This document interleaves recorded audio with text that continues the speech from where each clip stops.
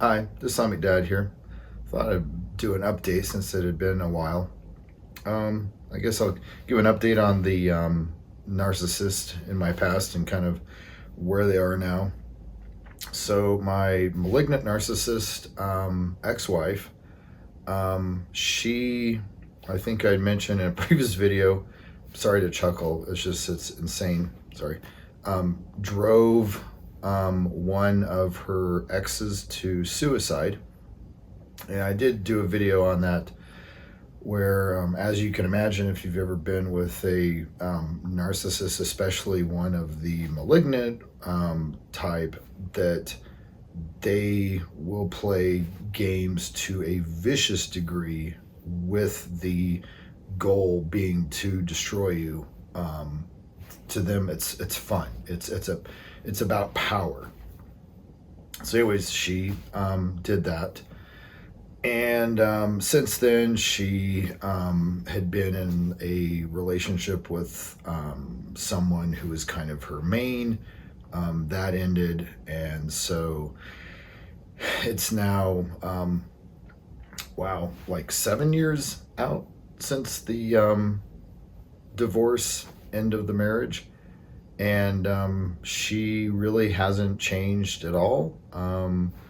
As you know, I've kind of said with like people that go through, a midlife crisis, from my understanding and talking to people, just because there's no real data on this for whatever reason, the vast majority of them do not ever come back. That for whatever is going on with the psychology of a midlife crisis, most people just they kind of lose their mind and they go nuts and they just stay that way until they ultimately die.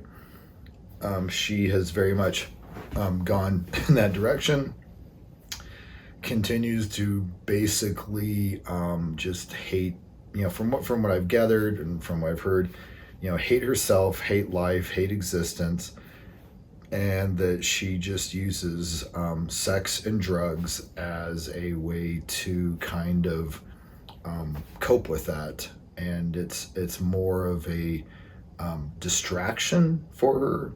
Again, like I've done videos in the past on the narcissist and their obsession with novelty.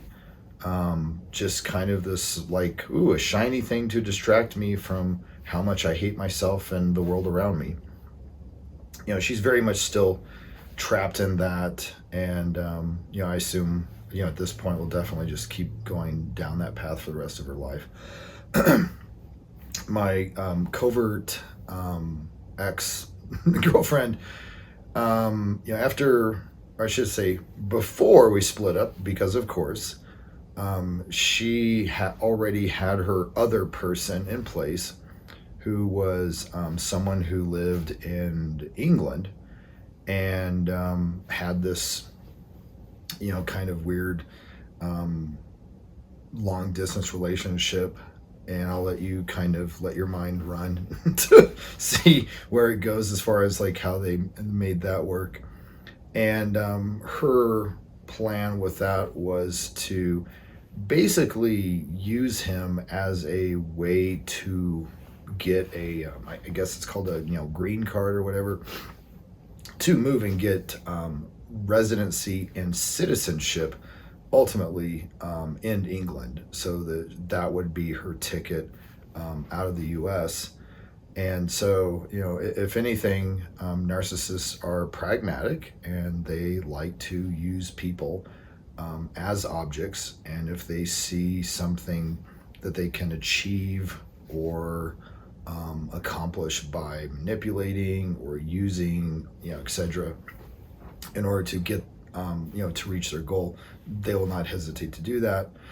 So, kind of speaking, broadly to this relationship that she was in, that was definitely a large part of it. Was that she was like, "Oh, I'm going to be with this guy, so I could have my ticket to move to England." Give him, love bomb him, future fake, talk about our wonderful, life in the future. But once, citizenship was, in her grasp, at that point, she'd work to move on to someone else. But I don't know the specifics, but from what I can tell, that ended before it could really get going. And so right at the point when she was selling all of her items in order to move to England, narcissists being narcissists. I mean, by then it had been like 2 to 3 years at this point, which for a covert narcissist that's aging, because one of the things that's fascinating is that as narcissists age, their cycles get quicker and more intense. And so the relationship was, churning at a quicker pace. And 2 or 3 years with a narcissist, when she's in her 40s, that can feel like a decade. And I feel like that's probably what happened, that things, she was already burning through and sabotaging the relationship enough that it got to a point where he was just like, no, I don't want you to move to England to live with me. That sounds like a nightmare because you're a horrible person. Goodbye. So, my understanding is that, that died. And so she's left in this weird limbo where, my understanding is she's unemployed. She's burned through a lot of her friends. Her main, her favorite person, her main person, has now, closed the door. But I mean, again, he's in another country on the other side of the planet, so not a big deal. And so that's kind of where she is at. And so that's kind of like a quick update with like the two narcissists in my past, where they are now, just trucking along. Again, nothing has really changed as far as like how they act, their perspective, kind of their way of approaching life overall and like goals. My ex-wife is just, she doesn't really plan much farther than the weekend, and she's just, it's all about sex and drugs, and that's about it. And my covert ex is just kind of, I think scrambling and grasping to find someone else to kind of hold on to, so that she has a direction to go with. So that's what's happening with them. With my side of things, dated a lot after my covert ex and all that stuff. I did find someone who really put in the effort to let me know that they were attracted to me, and we dated for some months, and ended up getting serious, and we've been together since then. At this point, 8 months, coming up almost 9 months as a serious couple. That said, it's never an easy path for me. So turns out that she is not a narcissist, but that she has borderline personality disorder. So what's interesting to me is I said, I was learning about borderline even before I met her, which was kind of interesting. But life works out that way. And she's not like the crazy borderlines that you see in the news and stuff. Those are very much more extroverted, outward acting borderlines. And her flavor of borderline personality disorder is what they call like the introvert or quiet borderline or high functioning borderline. And I won't go into too much detail, just because this is more of like a narcissist channel than a borderline one.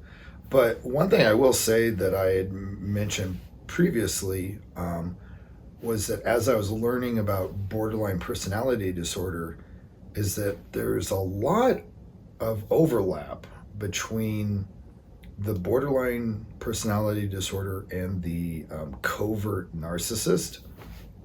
And if you do have a covert narcissist in your life, whether it's a loved one, a friend, girlfriend, boyfriend, spouse, something like that, it would be productive for you to start reading and educating yourself on borderline personality disorder, just because there is enough of an overlap.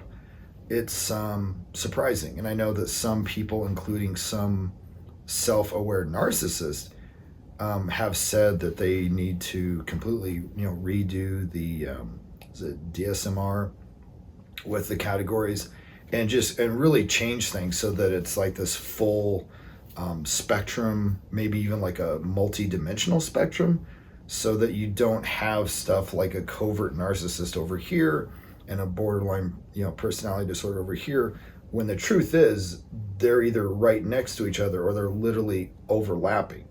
And that this, the kind of personality disorders that come from a traumatic childhood, that there is a spectrum. And again, borderline personality, covert narcissism are both maladaptive coping mechanisms to childhood trauma.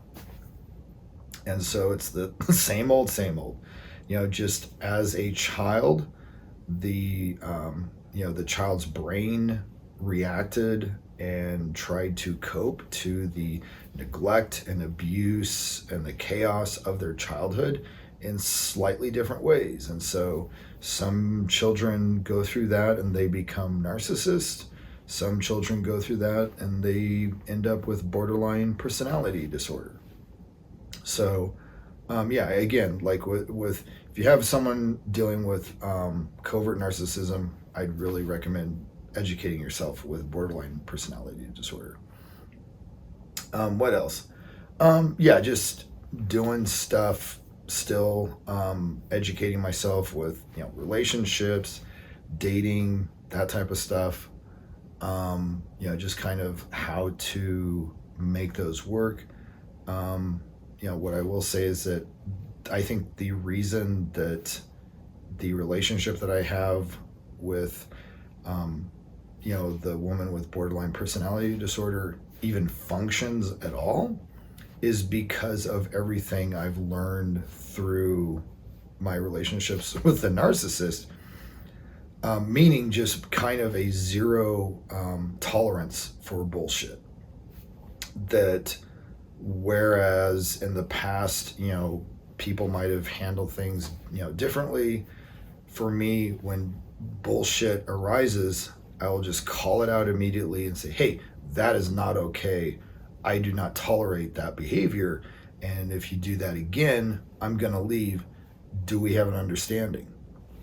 And, that has actually been very helpful because, at least with, the woman I'm with now, she understands that and she can make, those adjustments to catch herself if she starts drifting off into these maladaptive, coping mechanisms. Because the thing is like for herself, she doesn't necessarily want to do those either because they're not productive, they're not helpful, they don't really solve issues, they just make things worse, in the end. So when I do call her on these things, if they do pop up, to some degree, she's actually thankful because it helps her manage her BPD so that she can continue to like kind of grow, and be able to handle it better. So, for what it's worth, I mean, I said I wasn't going to get into it too much. Whereas some people would disagree with me, that's fine. In the same way you can have a self-aware narcissist, most or many people with BPD are aware of their BPD, and if they are rational enough to understand that it's an issue that they need to tackle, they're actually really good about being aware of, okay, that's, those are bad behaviors, those are bad traits. I want to try to manage those. I want to try to minimize those, avoid them if possible. Whereas with a narcissist, yeah, I mean, even with a self-aware narcissist, it sounds like there's so much work that they have to do because so much of their bad behavior is just a total knee-jerk reaction, and they don't even think consciously about what they're doing. But yeah, so yeah, and for me personally, just doing the same thing, still DJing, still making music, still working 2 full-time jobs. I've got both kids living with me now. They're both taking a gap semester because Trump's policies impacted both of them and basically defunded the programs that they had been counting on and looking forward to going into as either their bachelor's degree or a master's program. And so yeah, the Cheeto has impacted my life and the life of my kids directly. And so I'm not going to go political or anything. I'm just saying that's a fact. So both of my kids are forced to take a gap semester in order to wait to see what happens so that they can see if those programs come back or if they just have to completely, change their plans. But anyways, that's what's going on with me. So yeah, I might make some other videos on tangential things that, I have some thoughts of that might be useful to people dealing with narcissists in their life. But yeah, this is just a video to do a little quick update. So hopefully this has been helpful, and if not, at least entertaining.